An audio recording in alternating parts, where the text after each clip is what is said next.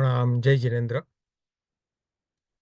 Actually, apologies. Let me just plug in my external mic. That should be better. Welcome everybody to this ongoing topic on Nav Tatva. We'll move a bit forward today from where we left off last time.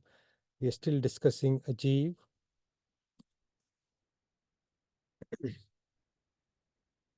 And I'm hoping that at the end of today, we will have briefly discussed Ajiv Tattva.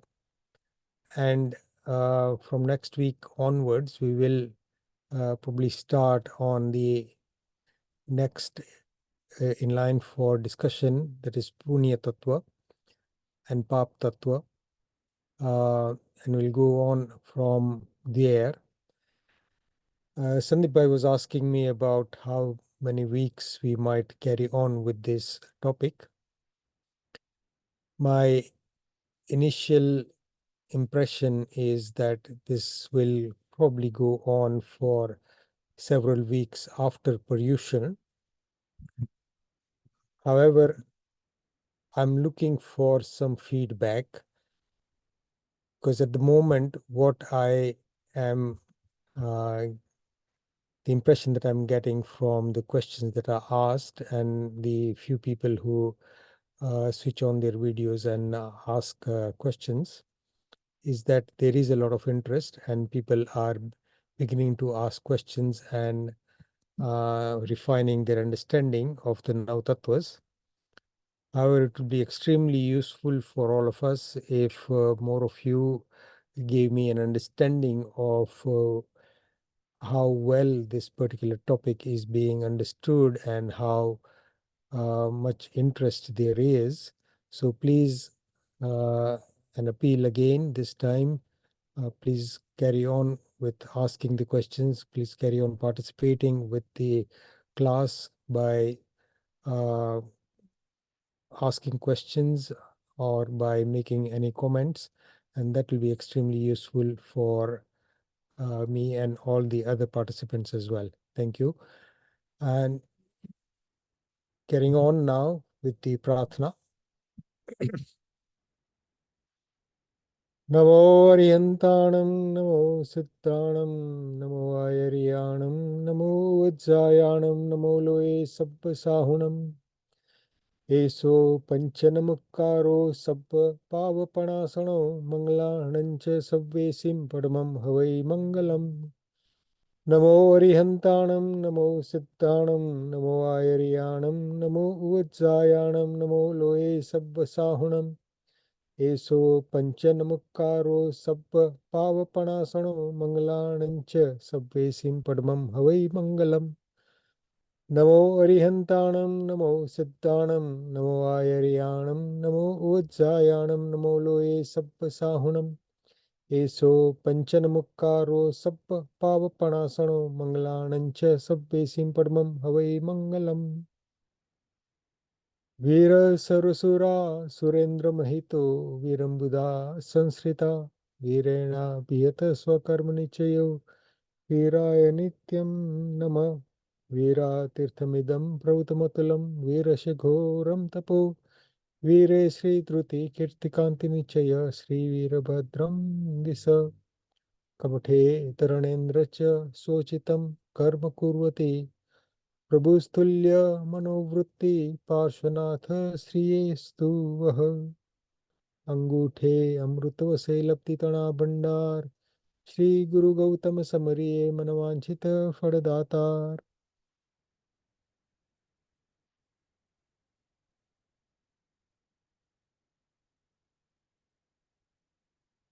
We are trying to learn more about the Nav Tattva, that is the 9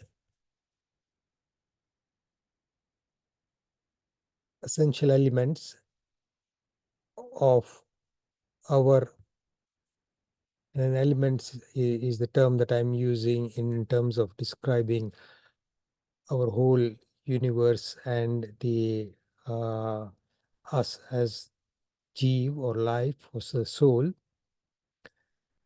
And that includes an understanding of who we are, what the world, the universe is like, what our relationship with it is, and ultimately the study of Nav Tatva is to help us understand our true nature so that we progress on to realizing our true nature.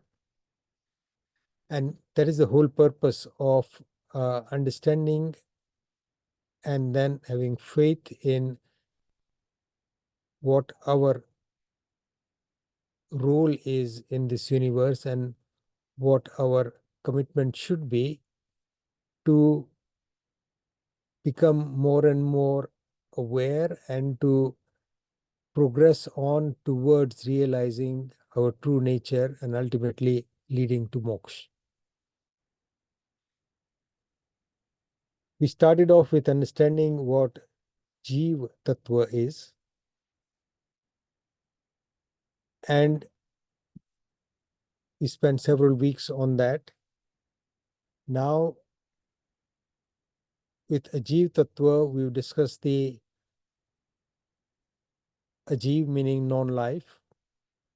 We've discussed Dharmastikai, Adharmastikai, Akashstikai, Pudgalastikai so far, and we will study Kal today. When we went into the details of Pudgal last week, a lot of us found it quite difficult because there were lots of new terms. And in the questions and answers subsequently, we did actually clarify some points, but there may still be other questions that have arisen since last Tuesday. So please feel free to ask them. Today, I've only got about 2 or 3 slides, but what we will be going through is the nature of time and the divisions of time that are described in Jain Dharma and terms that we have probably heard many times, but we'll try and understand them with a bit more depth. We have mentioned in the other classes some of these terms that we are going to discuss today, but it will be a good revision for those of you who are familiar with this. But for those who may be new to these concepts, it will help answer some of the questions and some things that you have heard about. And I'm sure there will be questions on this as well. So before I jump into the slides, and the slide pack today includes the slides from last week and just a couple of slides from new slides from this week. Are there any questions that people have been holding on to for the past 7 days?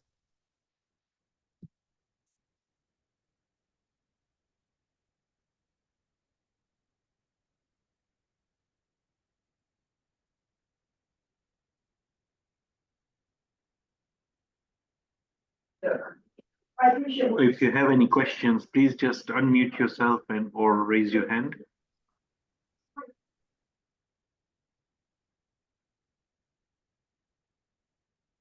Okay, no worries. If there are no questions at this stage, then we can carry on, and you may have other questions later on. So I'll briefly go through the slide pack.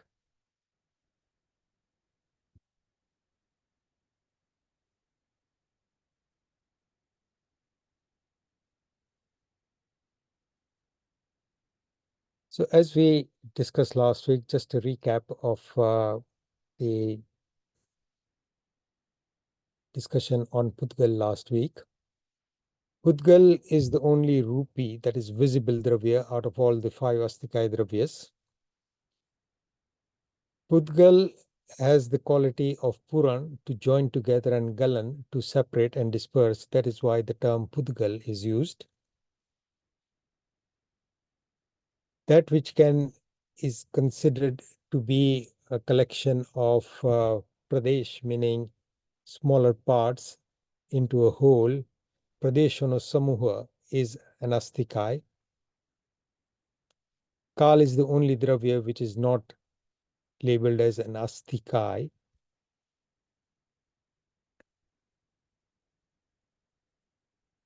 The qualities of Pudgal and what these different categories of Pudgal are named are given here. So Sabda meaning sound, Andhakar meaning darkness, Udyot, cold light of heavenly bodies, Prabha, not direct light but Uprakash, surrounding an area covered by direct light, Chaya, reflection in a mirror and shadows are by nature Pudgal. And Sandip kindly explain to us the context of this with respect to the thinking in modern science and modern physics. Atap, heat giving light of bodies which themselves are cold. The qualities of Pudgal again, Varna, Gandh, Sparsh,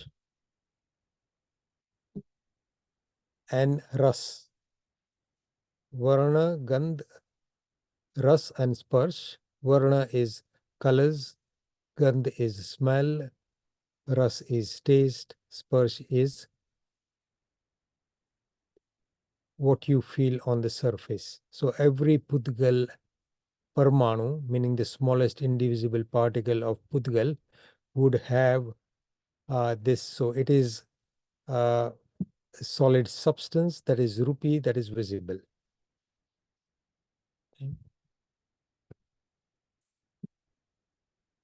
Now, Kal, as I mentioned last time, is divided into two parts, Nischay Kal and Vyavhar Kal. When we talk about Nischay Kal, meaning the present, the current, the smallest moment, current time of the duration of one samay. And as we've explained before, a samay is the smallest duration of time, and the length of that is only something that somebody with the power of Keval Gnan would understand. It cannot be described in words or in terms of numbers. So every current moment of samaya is Nischay Kal. So in effect, what this is saying is that what exists is the present. And by present, it means the present in terms of the smallest unit of time, and that is one samay. So the samay that was before the current samay is past and it no longer exists. The samay that will follow this is the future, and again it no longer exists. The future is not here, the past is gone. The duration of a samay is knowable by the power of Keval Gnan or Kevali Gamya. Pardon my error here, S instead of a D. Vyavhar Kal is the time as is measured within the Adidvip, meaning that land and sea masses that start from the Jambu Dvip in the center, then Lavan Samudra, and then another Dvip, and then another Samudra, and then half of the third Dvip. Within that area, there is movements of the sun and the moon, and the time as measured by the movement of the sun and the moon is called Vyavhar Kal.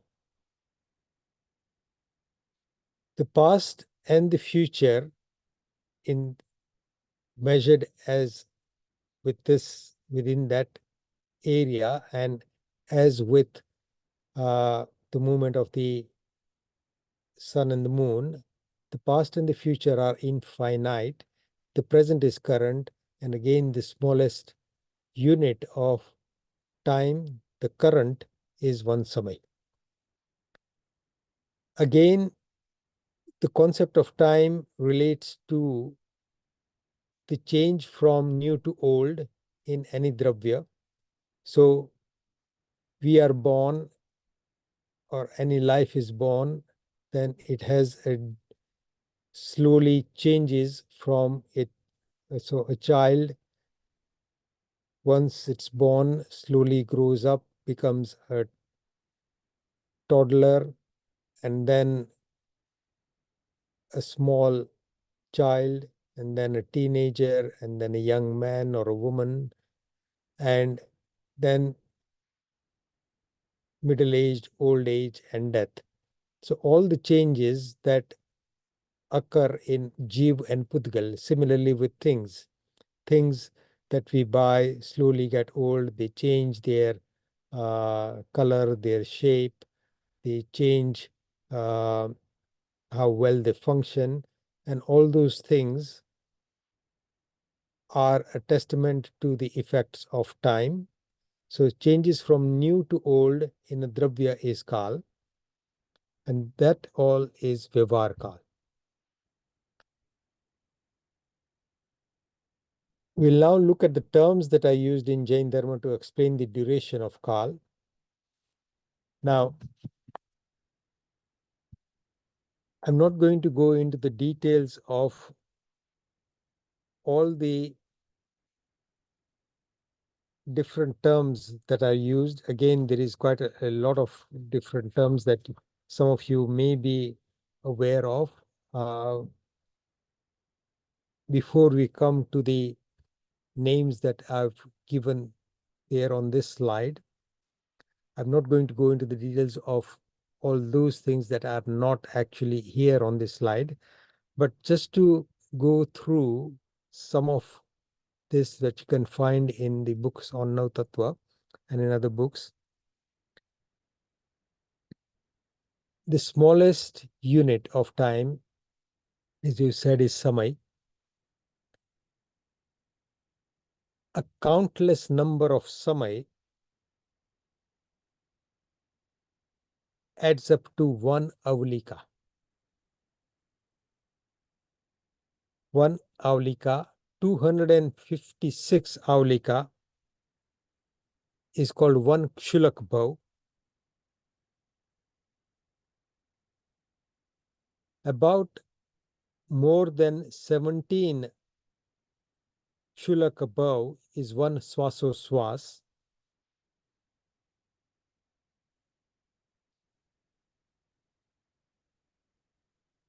1,67,77,216 avlika, or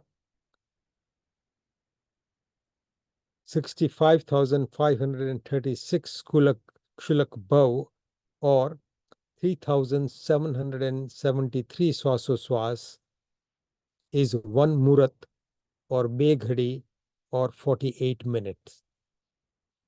So the time, as we understand it, I mean, we measure time as minutes and seconds, and then there are divisions of nanoseconds.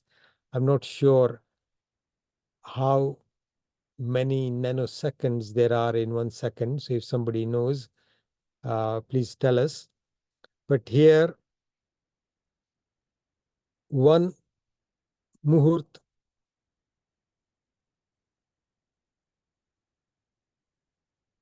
two ghadis, or 48 minutes. The duration of that time in terms of avlika, kshulak bhav, and swasoswas is described. 30 muhurts make one ahoratra, meaning 24 hours. 15 ahoratra, meaning 15 nights and 15 days, is one fortnight or one pakwadiyu. 2 Pakhwadiyas are 1 month or 1 mass. 2 mass is 1 Rutu. 3 Rutus, meaning 6 mass, is 1 Ayan. 2 Ayan, meaning 1 year, 1 verse is Bar Mas. 5 verse is 1 Yug, Panchvarchi Yug. 20 Yugs is 1 Satabdi. 84 lakh years, so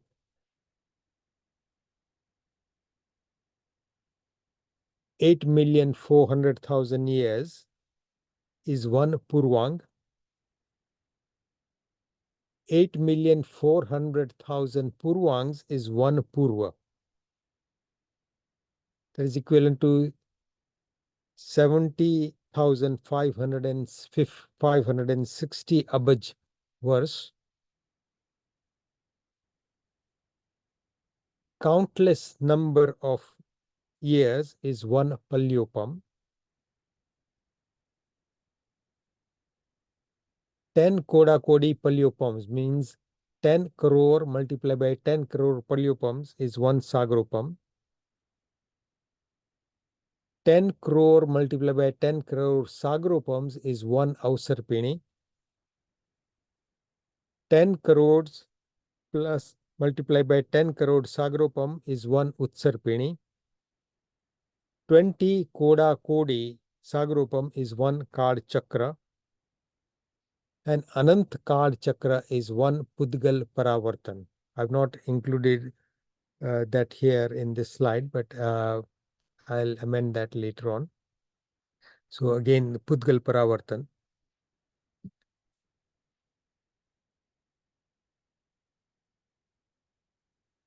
The importance of knowing some of these terms are because you will be coming across them in a lot of literature that you might access. So for example, when we talk about Bhagwan Rishabdev, we say that his lifespan was 84 lakh Purva, meaning 8,400,000 Purvas. And this tells us how long, understanding that what a length of a Purva is what we are trying to understand here.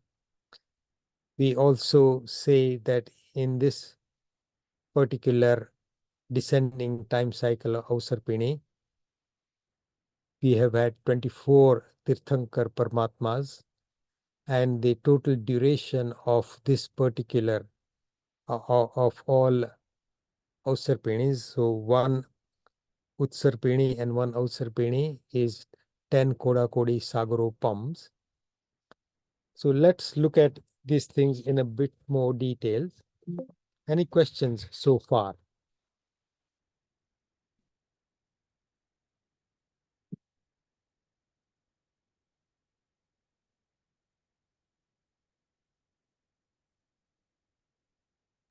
Nothing has been sent to me, Ajitbhai. Sorry. And I haven't received any questions from anyone. Okay. All right. For the moment, I'm going to stop sharing. Okay.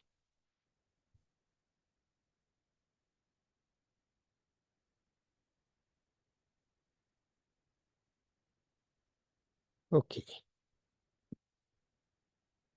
Anybody wants to ask any questions at this stage?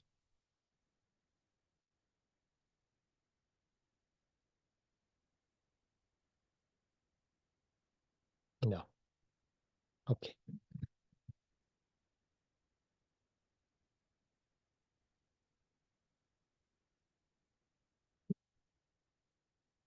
Can I ask somebody what is the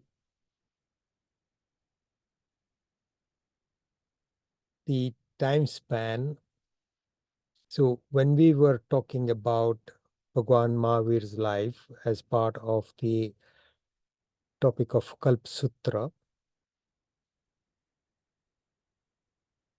we talked about Bhagwan Mahavir's previous lives, and we said that there were 27 major lives. Does everybody remember what was the first life that was described that we started? Bhagwan Mahavir's 27 lives.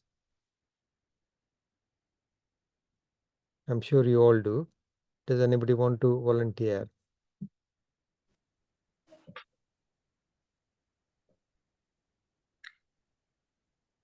It was nice, Naga. Okay. Thank you, Bharatbhai. So,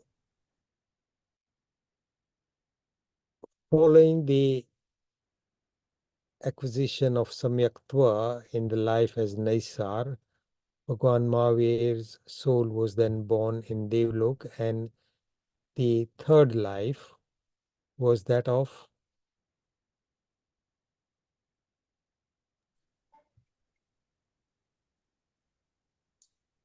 Maricha, Naga. Richie, Marichi.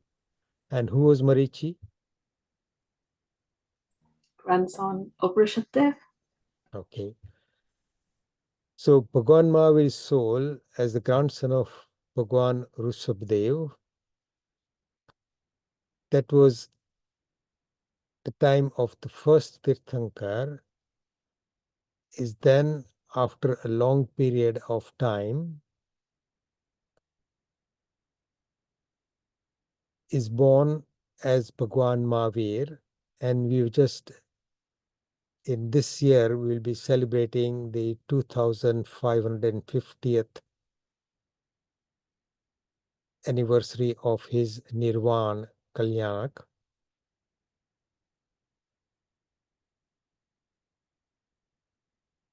We have entered the fifth ara. The time from Bhagwan Rushabdev to the current time is how long?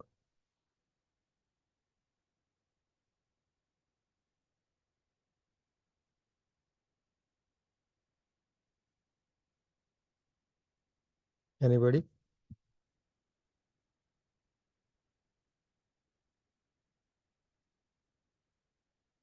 Okay, so let's go into the details of what an Utsarpini and an Ausarpini is. But before we come to that, let's understand the concept of what a Palyopam and a Sagaropam is.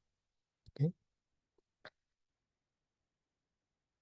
The way it is described in this particular book by Suranda Ben Vora on Nav Tatva Prakarana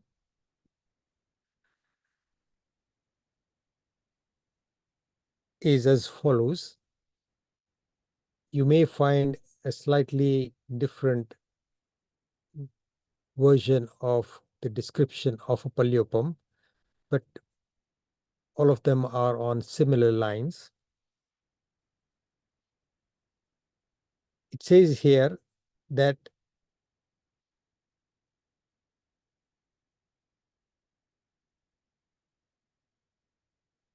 if you look at a Yuglik Manushya who is 7 days old, so a newly born Yuglik Manushya child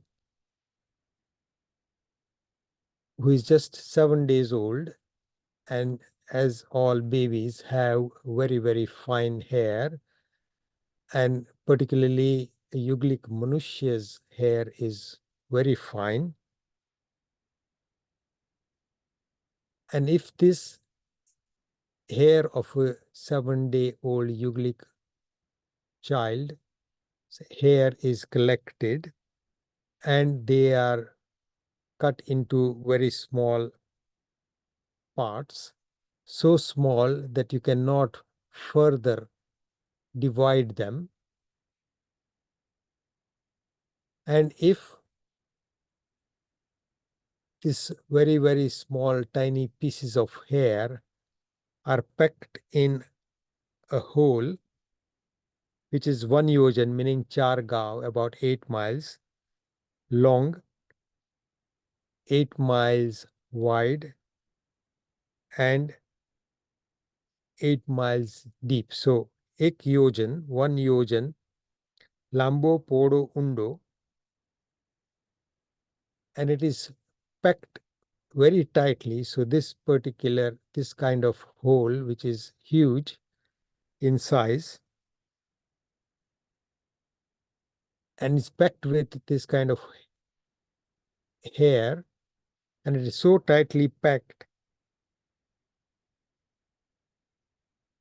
that if the army of a Chakravarti, which is a huge, huge army, were to walk on that particular hole, then it would not actually produce a dent. So it is so tightly packed, and so there is no space in between the small hair that have been packed, and it wouldn't actually go down at all.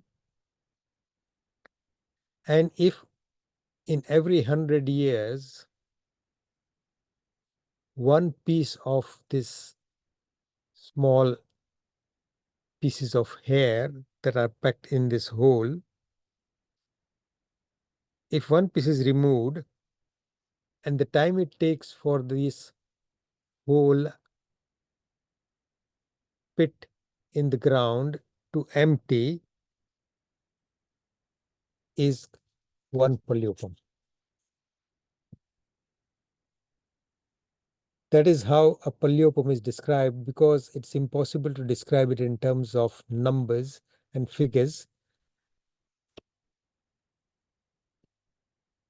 A metaphor is being used to describe that an extremely long length of time. Now, that is one palyopam.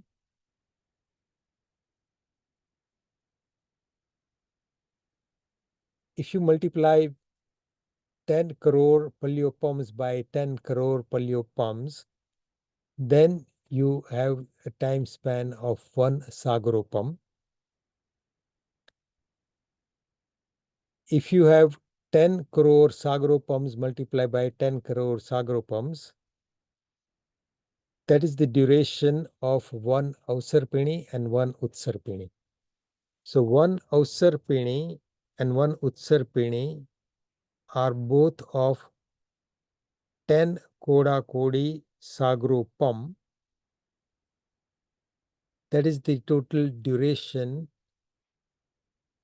of this particular time cycle. We are in the fifth ara of this. We'll come to the term of what ara means and what the different aras are. And the fifth and the sixth ara in the descending time cycle is only, each one is 21,500 years long. And the fifth ara starts a few years after the last Tirthankar's Nirvan. So the fifth ara started soon after Bhagwan Mahavir's Nirvan. And the fourth ara, where all the Tirthankar Paramatmas have been, the duration of the fourth ara is one Koda Kodi Sagaropam minus 42,000 years. So the fourth ara, the fifth ara, and the sixth ara in total form one Koda Kodi Sagaropam. So the time between Bhagwan Rushabdev and Bhagwan Mahavir was almost one Koda Kodi Sagaropam. So that's a huge amount of time.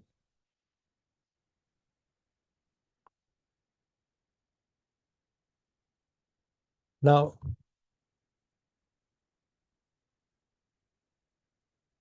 what is an Utsarpini and an Ausarpini? The time cycle that we are in is called Ausarpini, which is called Uttartokal, meaning things are dwindling.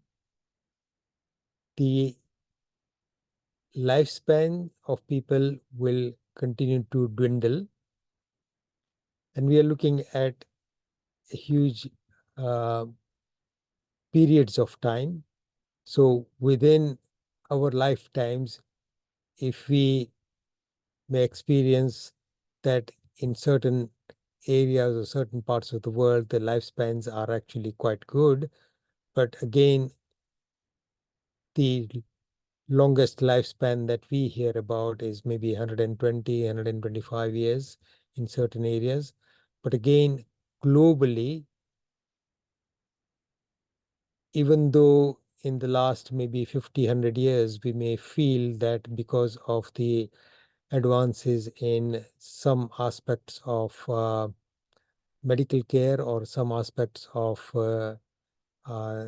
in some areas, the lifespans seem to have increased.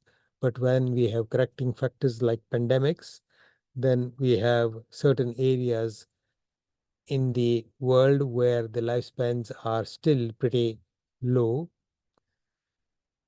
Maybe we may feel that our forefathers had a long enough lifespan of 50, 60 years, and even these days, in some places, if somebody has reached the age of 60, they say, oh, they've had a good, productive, long life.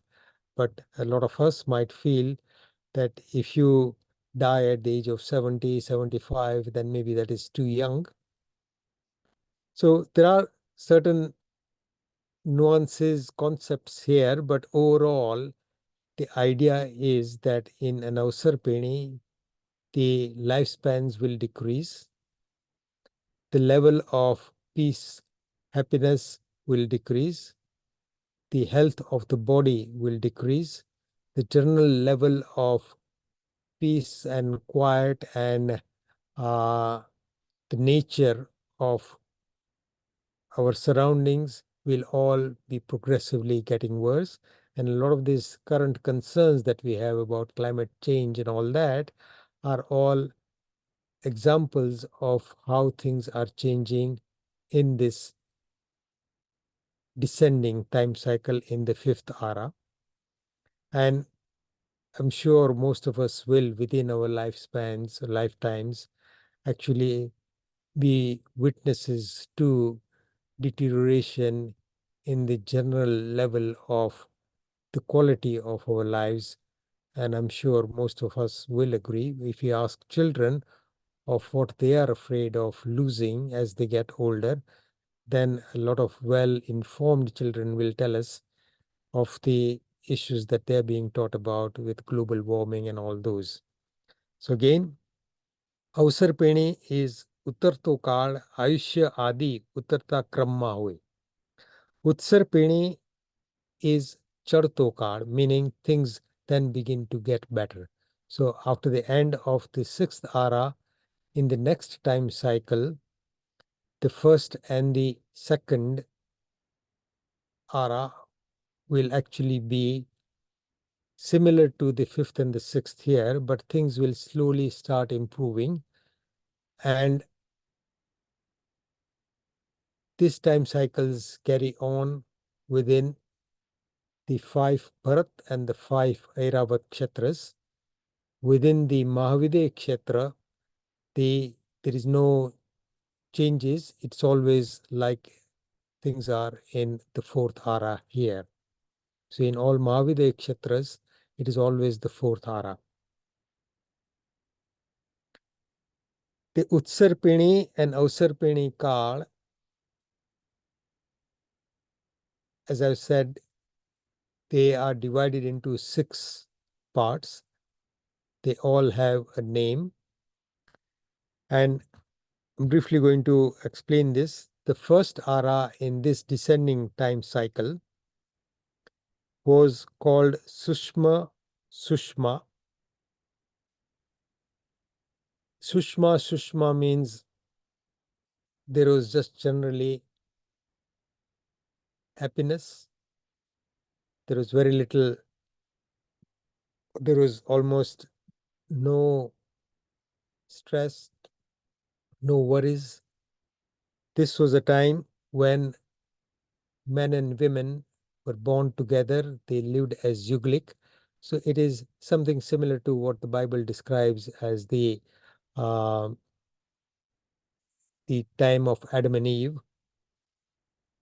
આ આરામાં યુગલિક જીવન હોય છે. 10 જાતના કલ્પવૃક્ષો તેમની તમામ ઈચ્છાઓ શીઘ્રતાથી પૂરી કરે છે. So there are wish giving, wish fulfilling trees called kalpavruks, which will give all the people there whatever they wish for. If they take food that is equivalent to 1 grain of tuver, every 3 days, then that amount of food is enough to sustain the body. The lifespan is 3 paliopums, so an extremely long lifespan. The body is very tall and very strong. By nature, the Yuglic people are simple, are generous. They do not have any significant degree of anger, greed. So all their kashais, all their vices like anger, greed, pride, and deceit are very, very mild. And they do not have any other desires because everything is provided and they are not trying to get anything else. So they do not have to make any effort to sustain a living. The next ara is Sushma. Again, this is a time when Yuglic Manushya are there. The Kalpvruksh are not as prompt in fulfilling their wishes as they were in the first ara, that is Sushma. Here they are Sushma. They need a bit more food to sustain themselves. And here it said that in the first ara, it is 1 grain of tuer.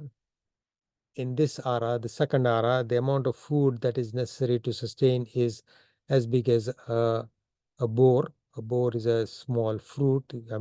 I don't know the English term for it, but you all know what I'm talking about when I say a boar. So boar na dana jetlo khorak બે દિવસે લે. આયુષ્ય 2 પલ્યોપમનું. પ્રથમ આરા કરતા શરીર નાનું, રૂપ થોડું હીન હોય છે. આ જીવોને સ્વભાવે અલ્પ મલિનતાનો પ્રારંભ અલ્પ ઈચ્છાવાળા હોય છે. So they begin to develop some desires and they begin to develop some vices, but again in a very, very minimal form. The third ara in this descending time cycle was Susham Dushma. In this ara as well, the Yuglic, and we'll come to exactly what a Yuglic, how it is described as the Yuglic life. Their lifespan is reducing.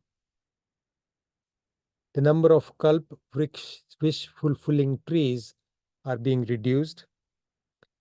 They are not as prompt as they were in the first ara in fulfilling anybody's wishes. The amount of food that they need to sustain also becomes a bit larger. The body has become smaller. Their power or their strength is also being reduced. They begin to develop a bit more selfishness. સ્વભાવ કંઈક મલિનતા સાથે સ્વાર્થ વૃત્તિનો પ્રારંભ થાય. ત્રીજા આરાને અંતે પ્રથમ તીર્થંકર શ્રી ઋષભદેવ થયા. So at the end of the third ara of this descending time cycle, Bhagwan Rishabhdev was born. And as we know, he established the first kingdom. He taught the Yuglic Manushya different skills, introduced the rules of conduct, and he taught the Yuglic Manushya many different skills like how to farm, how to and all those things were taught. He established the first kingdom. He was also the first monk. And by example, he showed people what that meant. He was the first Tirthankar.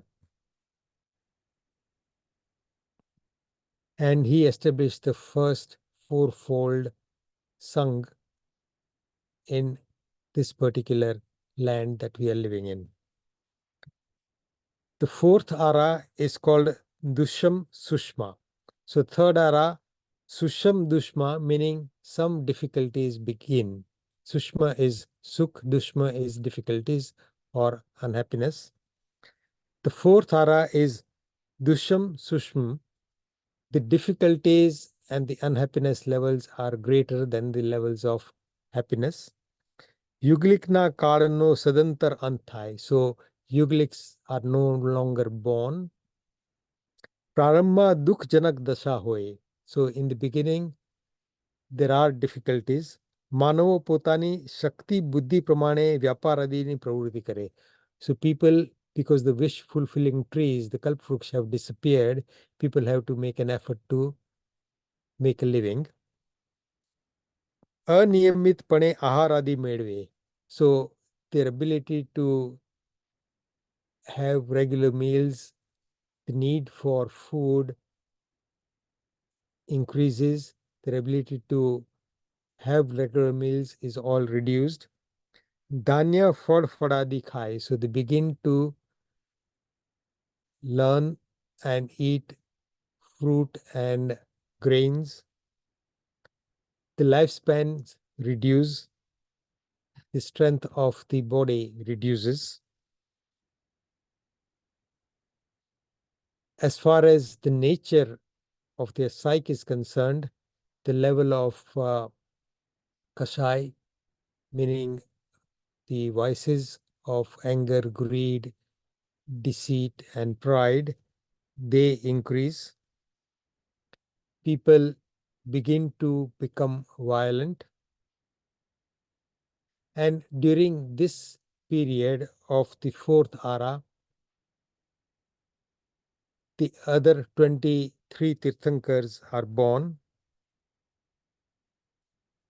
And when the Tirthankars are born and they establish a Tirth, then things start improving in terms of the general level of happiness and the people's general awareness of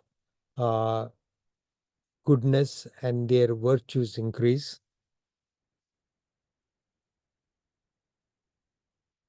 And during that time, when in the periods of when the Tirthankar's Tirth is in full swing, then Dukhni Matra Gate.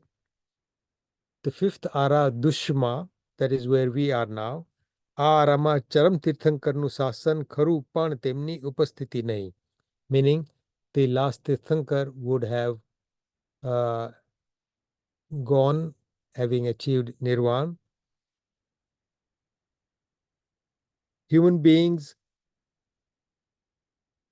become more industrious in trying to sustain life or live their life. The level of greed has increased significantly. Their ability to eat regularly is again reduced, and this is talking about globally. The bodies of human beings are weaker. The lifespan is not generally uniform, and lifespan is significantly lower than what it was in the fourth ara. The amount of Sukh is very minimal, so the amount of general level of happiness is minimal. Generally, lives are spent in a lot of difficulties, so we may feel that our lives are happy compared with what went on during the fourth ara.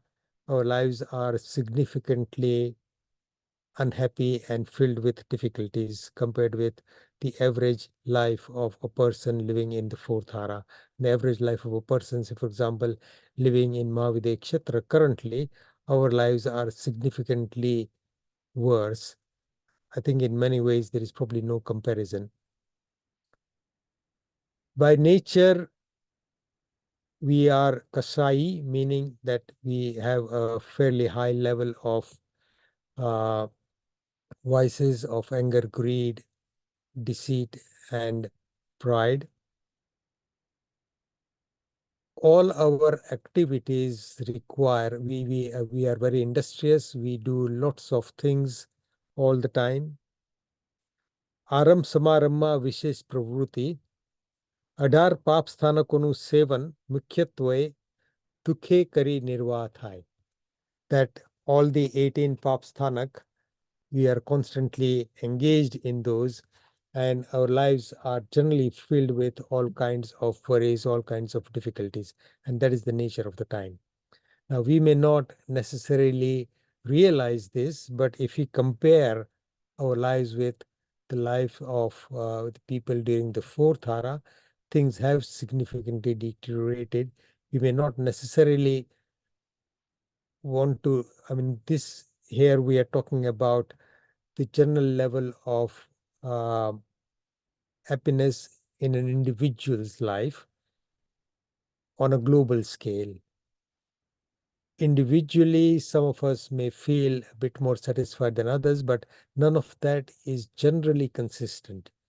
So if we feel that our lives are very nice and happy, I doubt that there is anybody who can say that it will remain consistently nice and happy for a long period of time. All of us have ups and downs and have a lot of difficulties. We may have a long period of happiness, but unfortunately, there wouldn't be anybody who can claim that they have had no difficulty throughout a very, very long life in this particular ara, the fifth ara. The sixth ara, the duration of this ara is 21,500 years. The sixth ara, again, same duration, is called Dusham Dushma, meaning the level of unhappiness and the level of difficulties has progressively and significantly increased, or will increase in this ara. In this ara, જીવોને અતિ દુઃખદાયક ધર્મ રહિત છે. જીવનની જરૂરિયાતના સાધનોની પ્રાપ્તિ દુસાધ્ય હોય છે. So even mere living becomes more and more difficult. The body is very poor. The body is also very small. The lifespan is smaller, and it continuously, progressively gets smaller and smaller as the sixth ara progresses. The lifespan is very fragile, meaning people could lose their lives very quickly. People generally lose sight of their welfare in terms of their spiritual awareness. So it becomes very difficult to become more to actually maintain a level of spiritual awareness. And the level of Kashai, Krodh, Man, Maya, Lobh would significantly increase generally in the public. You obviously may have variations in individuals. Utsarpini Kal, meaning the next time cycle, the same thing in reverse order. So things start improving.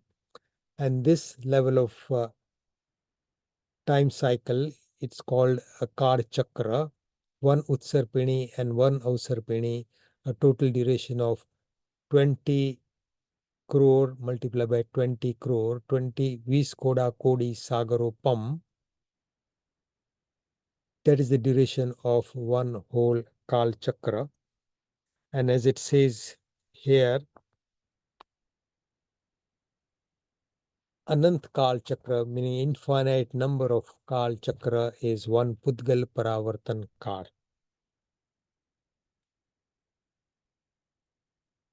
Why is this term relevant and important? Is that when the soul achieves the first level of a significant spiritual enlightenment, which is called Samyaktva, as you all know, the soul's future in terms of the time it will take to achieve moksha becomes significantly limited to a half of a Pudgal Paravartan Kal.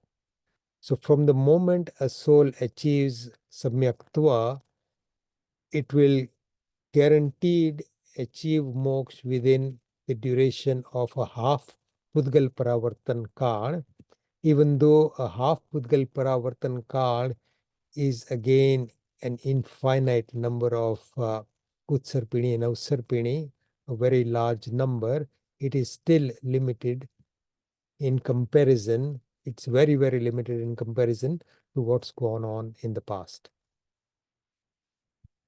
That is all that I wanted to talk about. There are a couple of charts and tables that I will share with you in a slide next week and show it to you. And if you want, then I can ask Sandeep to send you the slides for future reference. But all this is described in a lot of books that you might have access to. But I will send you some of these tables that might be useful as a guiding principle for your study in the future. Okay.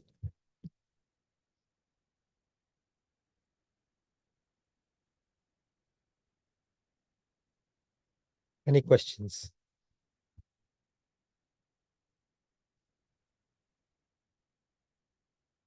Please feel free to switch on your videos so I can see some of you. Thank you. Pranam, Ajitbhai. Pranam. I just want to ask you, what was the from Rishabh to Mahavir Swami? How many years gap? So the whole of the fourth ara, the fifth ara, and the sixth ara Yeah. combined is one Koda Kodi Sagaropam. Bhagwan Rushabdev, the first Tirthankar, is born towards the end of the third ara.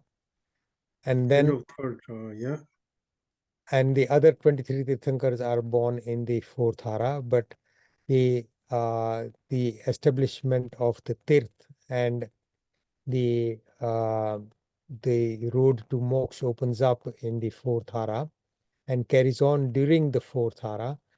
After the end of the fourth ara, no souls go to moksha from the Bharat Kshetra and the 5 Bharat and the 5 Airavat Kshetras in the descending time cycle. So in the fifth and the sixth ara, no soul, the door to moksha is closed from here. But the Tirthankar Bhagwan, so from the time of Bhagwan Rushabdev to Bhagwan Mahavir Swami, a huge number of years. So I mean, it's impossible to describe in terms of years, but as I explained, one Sagaropam is 10 Koda Kodi Palyopams. And as we saw, a Palyopam is almost an impossible number. There is you can't actually describe it as a number. So in terms Okay. of it's a huge amount of time. So what, 50,000 years ago? No. Rishabdev Bhagwan's Ayushya was 84 lakh Purva. Oh, Rishabdev Bhagwan's Ayushya was one Purva is 70,560 Abaj Varas. wow.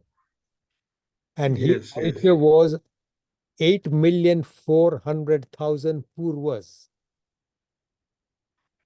So just his Ayushya was that long, and progressively every other Tirthankar's Ayushya in this Avsarpini was less and less. And we know that Bhagwan Parshvanath's Ayushya was 100 years, Bhagwan Rishabdev's Ayushya was 72 years. Okay. Yeah, so Mahavir Swami was 72 years. Yeah. Okay. No, that's fine. Thank you. So, I mean, that's why the numbers are not given, because the numbers just wouldn't make sense. No, true. So 40, 50,000 years. And again, I mean, 50,000 years is modern history. In relation to this, these are ancient times. Ancient time, yeah. Very, very ancient times. Bharat Bhai, anything you'd like to add? Have I made anything that is that you would like to correct? પ્રણામ, હું ખાલી પૂછું. પ્રણામ. Please do it now. એનો અર્થ એમ થયો કે 24 તીર્થંકર ચોથા આરામાં, which is one કોડાકોડી Sagar of -42,000 years, Mhm. એ આરામાં જ બધામાં થઈ ગયા 24 તીર્થંકરને. ઓકે. અને આપણે કહીએ છીએ કે મહાવિદ્ય ક્ષેત્રમાં પણ ઓલવેઝ ચોથો આરો હોય, meaning the like weather and environment type, કે પછી one કોડાકોડી -42 થઈ જાય એટલે ના. હંમેશા ચોથો આરો હોય એટલે meaning that the road to moksha is always open. There are generally always tirthankara પરમાત્માs there, as we know. અત્યારે મહાવિદ્ય ક્ષેત્રમાં there are 20 in different મહાવિદ્ય ક્ષેત્ras. There are 20 તીર્થંકers who are alive. The nearest one to us is Simandar Swami. And the lifespans are similar to in the Mahavidya Kshetra, similar to what it was in Bhagwan Rushabdev's time. So the lifespan of Simandar Swami, Tirthankar Paramatma Simandar Swami, is 84 lakh Purva. Correct me if I'm wrong, Bharat Bhai. No, that's correct. Yeah. So it's a similar lifespan, similar body size, similar level environmentally, in all other respects. The type of atmosphere and everything that we have in the fourth hara here is what exists permanently in the Mahavidya Kshetras. Does that answer your question?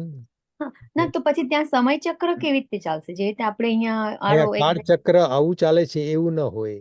Meaning that there are ups and downs. I mean, the days and nights are always there, obviously. But the time doesn't change as it is in terms of dwindling or ascending. So it's always uniform in general terms. And we are not talking of every day being exactly the same. We are not talking about the absence of kingdoms, the changes in the kings. We are not talking about people not getting old. All those things continue. So Vyavar Kal carries on, because Vyavar Kal within Adidvip. So all the Mahavidya Kshetras, the 5 Mahavidya Kshetras, the 5 Airavat Kshetras, the 5 Bharat Kshetras are within the Adidvip, meaning the so all these 15 Kshetras, the effects of time are seen, visible. Okay. Yeah. સરસ, thank you.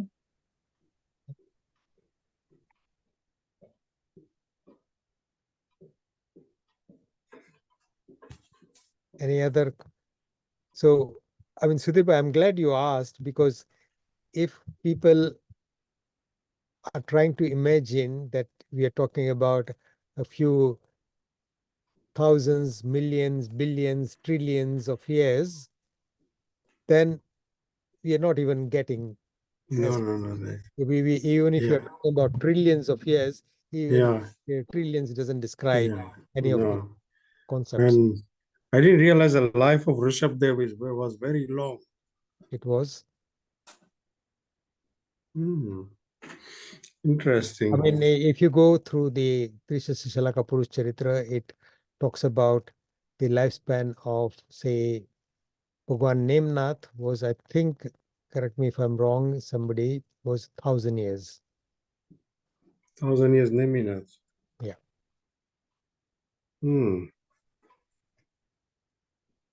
So, and progressively it would have been larger and larger.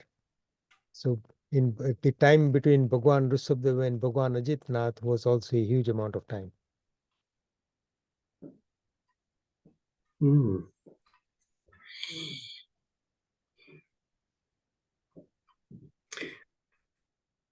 And they were, presumed, they were all born around India. No, I mean, the world, Bharat Kshetra, is considered to be it's at the southern part of Jambudvip. Yeah. Bharat Kshetra, in terms of, say, for example, if the human beings are so big and tall, then all other life, extrapolating that in terms of the size, is also very, very big in terms of, say, for example, currently you would expect to see a dog or a cat of a certain size. You would expect to see a lion or a whale of a certain size. When we are talking about all other animal life, all other trees, all other sizes of the environmental features like mountains, all those things would be similarly larger. So the area that we are talking about would be accessible. So for example, if you read the conquest of Bharat Chakravarti of the 6 continents of Bharat Kshetra. Now, it's not the 6 continents as we understand it now. So these are the Chakhand. So all Chakravartis are kings of the whole particular Kshetra. So Bharat Kshetra. So Bhagwan Shantinath was a Chakravarti. I think Bhagwan Kuntunath was a Chakravarti as well. Am I correct, Bharat? What is It Chakravati? was Shantinath, Kundunath, and Arnath. Arnath, All yes. three of them. Yes, all 3 of them were Chakravartis. A Chakravarti is the emperor of Chakravati. the whole of that particular Kshetra. So the whole of Bharat Kshetra at that time. So if you look at the conquest expedition of Bharat Chakravarti, as it is very described in fair detail in Trisashti Shalaka Charitra, then it talks about the different areas, how wide that is. The world as we know it now is extremely small. So when you ask the question, was it all in India? In terms of what we call India has shrunk significantly. What was called as Bharat Kshetra was, the whole Kshetra is named after Bharat or Bharat, and that would have included the whole of the world as we know it and much, much larger areas, because everything has been dwindling since that time. Yeah. And what is Chakravati? Who is Chakravati? Chakravarti is the king of the whole of the realm. So in Jain Dharma, when we talk about 63 great lives in one time cycle, we're talking about the Tirthankars, Chakravatis, Baldev, Vasudev, Prativasudev.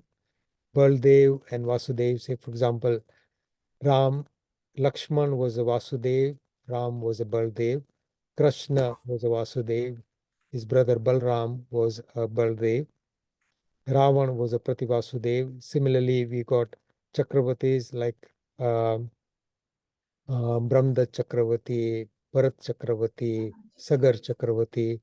So those were all Chakravartis established their particular rule and kingdom over the whole of Bharat Kshetra, meaning the 6 huge continents. So they are basically the emperors and they rule for a long time. So these are great souls, and there are certain histories and certain rules that govern the birth of all these great people. But there is an English translation of the Salaka Purush Charitra that is available. If you want to read that, then you can spend the next 5 years doing that. It's about 3 volume. Great.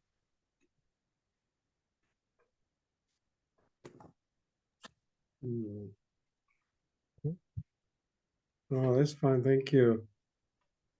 Ajitbhai, hello, this is Hasmukh here. Smukh. What is the purpose of all this? Why are we trying to learn this?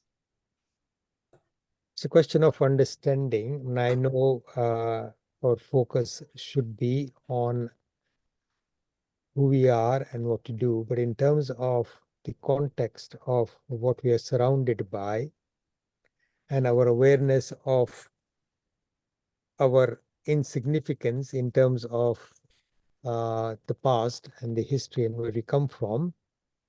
And hopefully that encourages us to focus on how we spend our 70, 80, 100 years and what we do in those years to make the most of the understanding of who we are.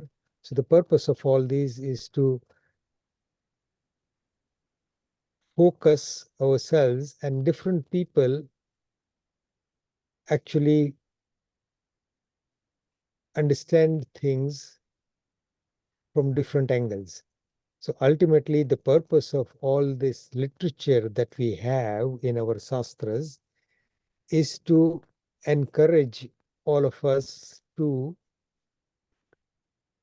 find our true selves. So, for example, some of us begin to focus on religion when we hear stories about different things, and those stories inspire us. And that is called Kathanu Yoga, meaning there is a huge amount of kathas, literature about various lives, and this Trisasti Shalaka Purush Charitra comes into that. And there are many different lives that we talk about there. Then there is Dravyanu Yoga, meaning talking about all the essential knowledge like Nav Tatva, and we are just focusing on that. But a lot of people find it very difficult to concentrate and keep their focus on something without any relation to other things around. So people remember things, grasp things, and incorporate them in different ways. So that is the purpose. So it's great if some of us can completely focus on Tattva without any relation to anything else and progress spiritually just on that. And there are a lot of people like that. But for a lot of other people, it becomes much more interesting when you're talking about uh, particular lives, different stories, and we slowly progress from that point of view. Does that help, Hasmukh? I no, I kind of what you just said that I have the idea and it's like to understand, but what I'm just talking like for me personally, the amount of time it takes to actually understand and grasp this, it's very essential. I'm not knocking it at all. It is very essential to understand who we are, because I think what I was just basically thinking, many a times I've heard saying, "Ke hun kon cho kya thya hai, wo cho su swarup che maru." And this exactly is telling us what my swarup is. Yeah. But what I'm saying is that there's so much of it, yeah, that by the time actually I understand, and how much time have we got? We don't even know if we've got tomorrow. And the other thing that really worries me is what I mean. On the one hand, we understand that human is the best form of life to get liberation. But on the other hand, it's the worst life we've got as well, because here in this life, there's a potential to go to Narak because of the lifestyle that we lead. Whereas, like for a vanaspati, like a tree, in this life, it may be a tree in this life, but it's give, give, give, give. But we are just take, take, take, take, and that's really worrying me. Yeah, and I think having got that far into understanding and worrying about what we are doing with our lives, I would say that in spiritual terms, that is a significant progress. So anybody who begins to worry about their purpose in life and how best to make use of what we've got left and are very aware of not spending any moments that are wasted, it is extremely important to hold on to that understanding and feeling. And if you look at what people do, so sometimes people ask the question, how can a 10-year-old or a 12-year-old understand about life well enough to take Diksha? So these are the people who actually understood the importance of this life and are focusing on realizing themselves and understanding who they are. And people have done it at a very early age. Some of us, sorry, excuse me. Give me 1 second.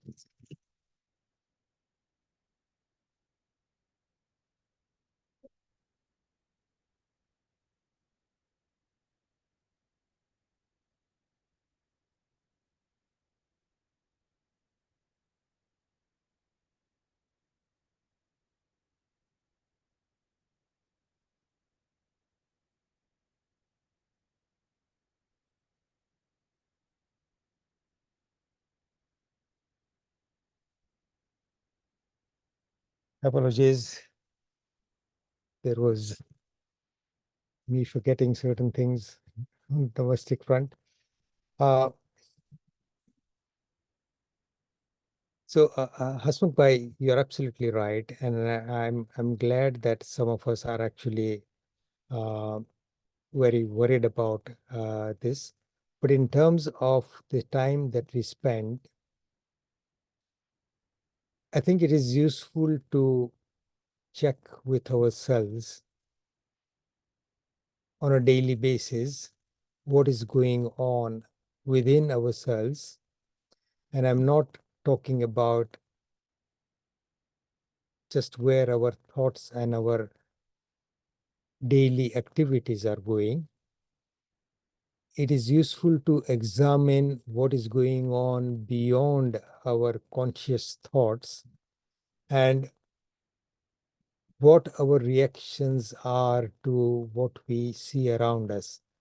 How much peace and equanimity there is, how much awareness of ourselves as the soul as opposed to the mind, the body is. So being aware of ourselves beyond our mind on a daily basis, if we are progressing onto that and then checking up on what are the strengths of our vices.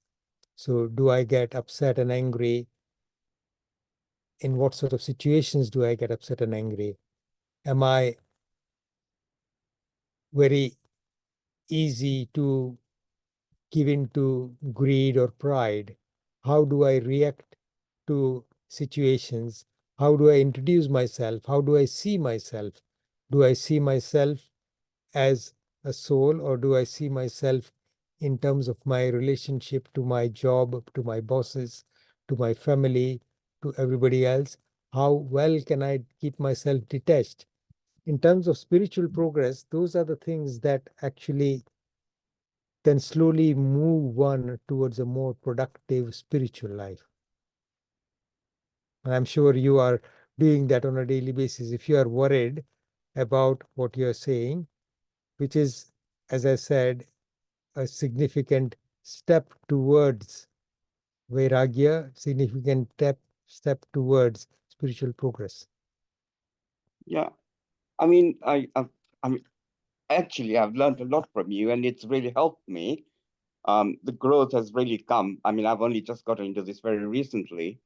But what I'm thinking, and all of this is very valid, but what I'm just saying is that there is so much of it. And also, like, working on the soul seems to be the most significant. Yeah, true. We've got to work. And I noticed, like, for instance, like the Digambars, that they read the Samaisar, and that all their focus is completely on the soul. Yeah. And the soul, the ability, like, I think what's it, the word we had come across, virya. That's the strength of the soul. Yeah. So, like, our progress within ourselves, with that. So as I said, there is all of it's really, really valid because it all works together. Absolutely. To actually get an understanding. Yeah, and I completely agree. And from an absolute point of view, that Nischay Nai, in terms of the core, all the other elements that we are talking about are there to help us progress in that particular spirit. So ultimately, all our rituals, all the swadhyaya that we do, the ultimate fruit and ultimate aim of that is to understand and who we are, understand ourselves, and gradually get rid of all the other things that are extraneous to us, all the kashais, all the greed, all the adar papsthanak, and ultimately to focus on that. Unfortunately, for a lot of us, focusing completely on Nischay is very, very difficult. And focusing completely on the soul is very, very difficult because the level of destruction that we are subjected to, and then we entertain ourselves, it makes spiritual progress difficult. That's why all the other, in terms of an individual person and in terms of an individual soul, all the different activities as far as religious activities go, help people focus more on that. So, for example, some people like music and are very keen on attending bhavnas. And during that time that they are actually attending a bhavna, their focus is on the songs, and there may be an awareness of what those songs mean, the stavans and the sajai and the bhakti songs mean. And that may carry on for a few hours afterwards. So some people focus on that. Some people can focus completely on the mood dravya, that is the soul, for a long time. Some of us are much more inspired by stories, and we change our lives based on what we learn from them. And again, each one of us has a very different path to how we progress spiritually. And all these different routes are given to us to help us find the one that suits us best and then gradually move into that. But ultimately, all these different paths will merge.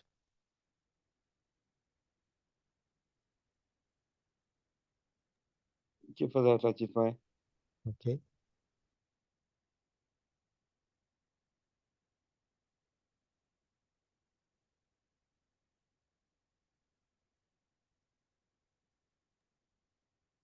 Pranab Ajitbhai એક પૂછ્યું હા. what is the reason કેમ બધા આરામાં same number of years નથી, like આટલો બધો difference? જયશ્રીબેન, એ કાળનો સ્વભાવ છે, એ that is the nature of things. Okay. એમાં કોઈ કારણ નથી. કુદરતે આ પ્રમાણે અરેન્જમેન્ટ કરી છે અને અનાદિ કાળથી એ ચાલી આવે છે. It's been there forever. And all those there is a whole sort of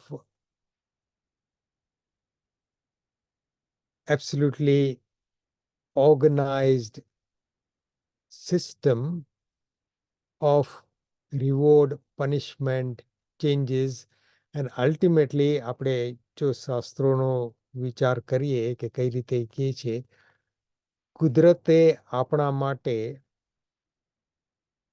આસે 15 ક્ષેત્ર જોઈએ, 5 ભરત અને 5 ઐરાવત ક્ષેત્રો જોઈએ, અને 5 મહાવિદેય ક્ષેત્રો જોઈએ. મોક્ષના દરવાજા એટલે આત્માને મોક્ષે જવા માટે મહાવિદેય ક્ષેત્રમાંથી હંમેશા માટે ખુલ્લા છે. એટલે કોઈ પણ જીવ એ લેવલ ઉપર પ્રોગ્રેસ કરે તો there is a venue from which the soul is able to then go. ત્યાં જન્મ થાય એટલે એ પ્રોગ્રેસ શરૂ થાય. દુઃખ અને સુખની વાત કરીએ તો 5 ભરત અને 5 ઐરાવત ક્ષેત્રોની અંદર પહેલો, બીજો, ત્રીજો આરો છે એમાં આપણે જોયું યુગલિક કાળ છે. ટોટલ એક ઉત્સર્પિણી અને એક અવસર્પિણીમાં 10 કોડા કોડી સાગરોપમ છે. ચોથો, પાંચમો ને છઠ્ઠો સાથે એક કોડા કોડી સાગરોપમ છે. Therefore, by definition, the first 3 aras are 9 koda kodi sagropam. So what we know that as far as nature is concerned, as far as the human life is concerned, generally I see it as nature being extremely generous. It's given us 9 koda kodi sagropam even in this Bharat and Airavat kshetras of a period where the world is generally very stable, very generous.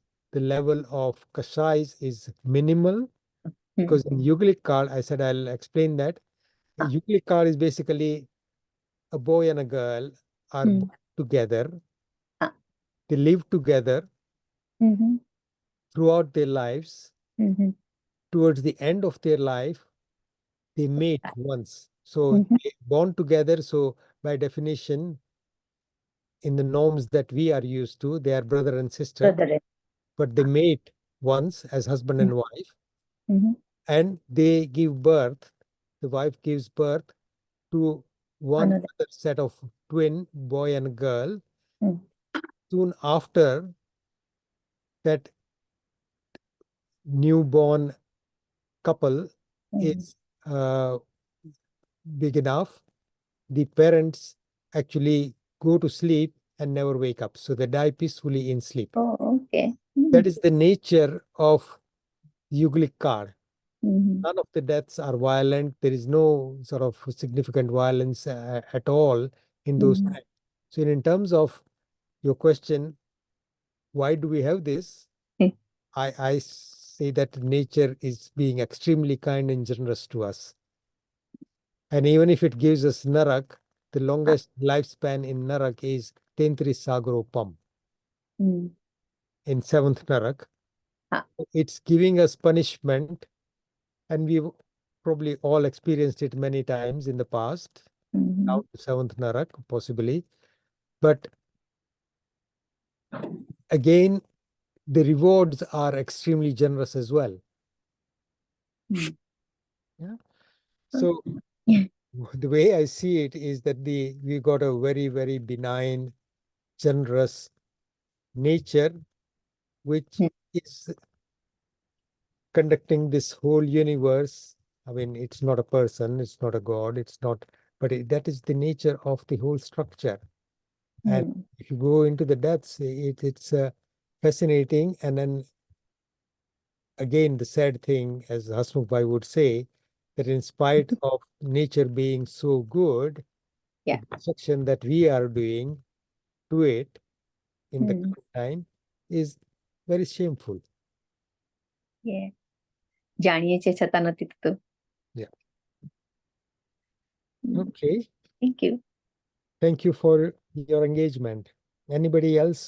Any last question? We are actually 9:30 now. I think some of us are probably very tired. Not me, but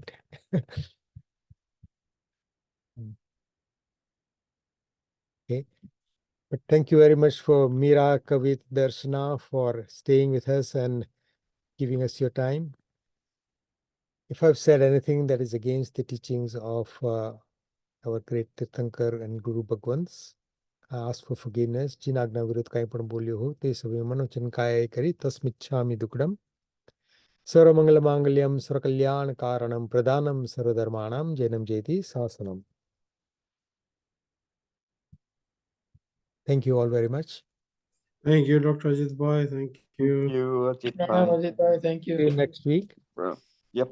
Thank you. Thank you, Ajitbhai. Thank you, બધાને.